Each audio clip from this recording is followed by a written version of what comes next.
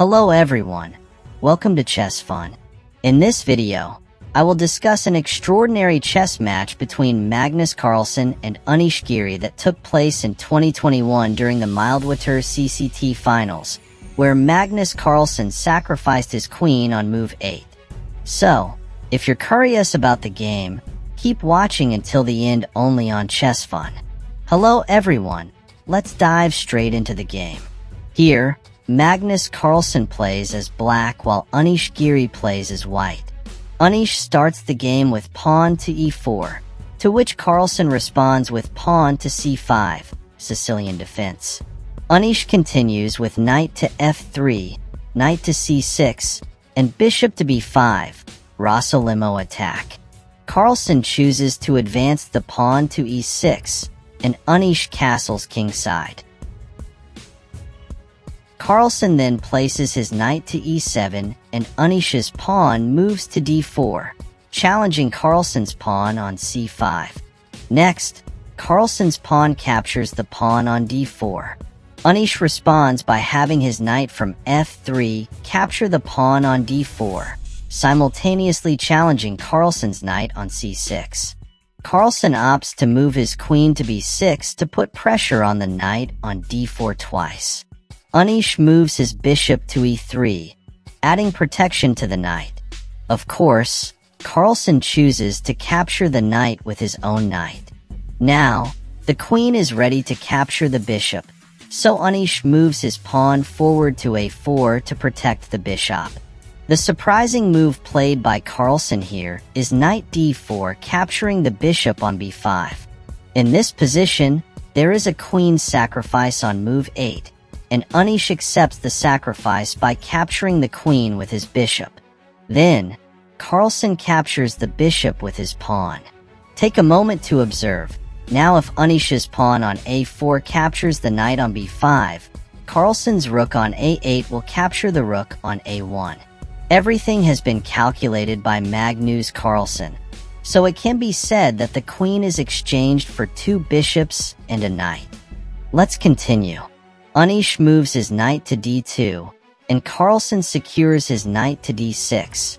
Next, Anish advances his pawn to e5 to attack the knight. Facing Anish's attack, Carlsen moves his knight to f5. Anish continues the assault by moving his knight to e4. Carlsen's knight moves to c6, attacking the pawn on e5. Anish retaliates by attacking the knight, advancing the pawn to g4. Carlsen moves his knight to h4 in response. Next, Anish advances the pawn to f4 to protect the pawn on e5. Here, Carlsen also starts playing openly by advancing the pawn to h5, challenging the pawn.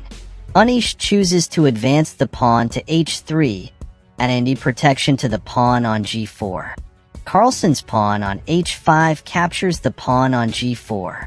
Anish's pawn on h3 captures the pawn on g4. Next, Carlsen's pawn advances to d5, attacking the knight. Of course, Anish can execute the in-passant tactic here. And indeed, the in-passant tactic is played. Anish's pawn captures Carlsen's pawn on d6. Next, Carlsen starts attack ing by placing the rook on a5 to move freely along the 5th rank. Anish's pawn advances to c4, closing Carlsen's rook's movement along this 5th rank. Next, Carlsen moves the pawn from f7 to f5 to challenge the pawn on g4, while also attacking Anish's knight on e4. Anish is not swayed by Carlsen's maneuver. Instead, he moves the pawn from b2 to b4 to attack the rook. And this is actually a pawn sacrifice by Anish, and Carlsen accepts the sacrifice by having his knight capture the pawn on b4. Anish continues the attack by advancing the pawn from d6 to d7. Check. Here, Anish sacrifices another pawn. This is done so that the knight can move to d6 and deliver check. Of course, Carlsen doesn't stay idle.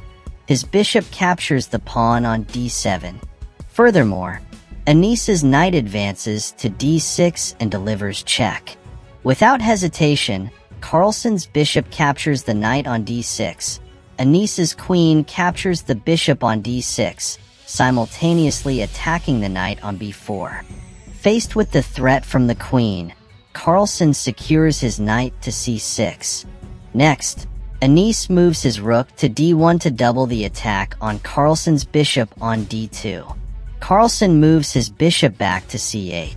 What's remarkable here is that Carlsen's knight has already anticipated the queen's move to deliver check on square d8. Next, Anish advances the pawn to g5. Carlsen retreats his knight to g6 to aid in defense. Anish advances the rook to f2, and Carlsen moves his king to f7. Anish checks by moving the queen to c7. Carlsen defends against the check by moving his knight from c6 to e7. Anish shifts his rook from d1 to d8, challenging Carlsen's rook. This move is straight GIC, as Anish's rook is now ready to capture Carlsen's bishop, which is pinned by Anish's queen. In a critical position, Carlsen opts to capture Anish's rook. Anish's queen captures Carlsen's rook on d1, and then Carlsen's rook captures the pawn on a4, continuing to attack the pawn on c4. Anish moves the queen to c7 to defend the pawn on c4. Unexpected ly, Carlsen plays pawn to e5, sacrificing a pawn to break Anish's solid pawn structure, posing a significant threat to Anish's king. Anish accepts the sacrifice, and the pawn on f4 captures the pawn on e5. Carlsen's bishop moves to e6 to join the attack, threatening the pawn on c4. Anish, recognizing the danger, attacks Carlsen's pawn on b7, and Carlsen responds by capturing the pawn on c4 with his rook. Anish's queen captures the pawn on b6, and Carlsen's knight captures the pawn on e5. Now, Anish has only one dangerous pawn left. If Anish's pawn advances to g6, it would result in check. However, Carlsen could retreat his knight to capture the pawn on g6. Let's get back to the game. Anish continues by moving the rook to e2 to attack the knight on e5. If the knight retreats to g6, Anish's queen will capture the bishop. To ensure safety, Carlsen first moves his rook back to c6 to attack the queen. Anish is forced to move the queen to e3. Only then does Carlsen secure his knight back to g6. Anish proceeds by moving the king to h2, and Carlsen moves the bishop to c4, attacking the rook on e2. Anish secures the rook to b2. Next, Carlsen moves the rook to e6 to attack the queen. Anish's queen moves to f3. Carlsen moves the rook to e4 to protect the bishop on c4.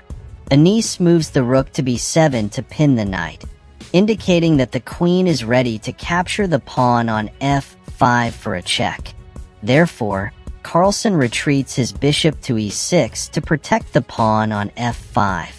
He then moves the king back to g1 and the rook to g4 to deliver a check and attack the pawn on g5. Anish's king returns to h2.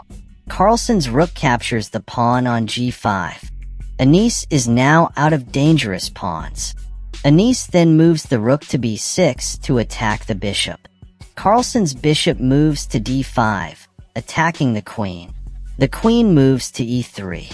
Carlsen moves the rook to g2 and delivers a check. If Anish moves the king to h1, it would be very dangerous, so Anish moves the king to h3. The rook moves back to g4. Anish's king returns to h2. Carlsen begins to play more openly by advancing the pawn to f4, attacking the queen. The queen moves to d4 to defend the pawn, preventing Carlsen's pawn from advancing further. Carlsen's rook moves back to g5. Anish's rook moves to d6 to attack the bishop, aiming to focus the rook's protection on the bishop. However, the situation becomes more dangerous with another pawn advancing to f3. The rook moves to d7 to pin the knight. Carlsen's rook moves to f5 to support the pawn's advancement. Anish moves the queen to g4 to attack the rook, considering that the knight protecting the rook is pinned by another rook. Therefore, Carlsen chooses to retreat the bishop to e6 to protect the rook and simultaneously attack Anish's rook on d7. Anish's rook moves back to d1, and Carlsen moves the knight to e5 to attack the queen. Anish's queen moves to h4, and Carlsen's pawn advances to f2. Anish moves the king to g2 to prevent the pawn from advancing further.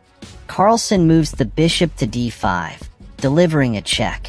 Anish moves the king to f1 to protect the pawn. Next, Carlsen moves the bishop to c4 to deliver a check, and the king returns to g2. Carlsen advances the pawn to f1, promoting it to a queen and delivering a check. Here, Anish is forced to have the rook capture the queen. Carlsen chooses to move the bishop to capture the rook, delivering a check.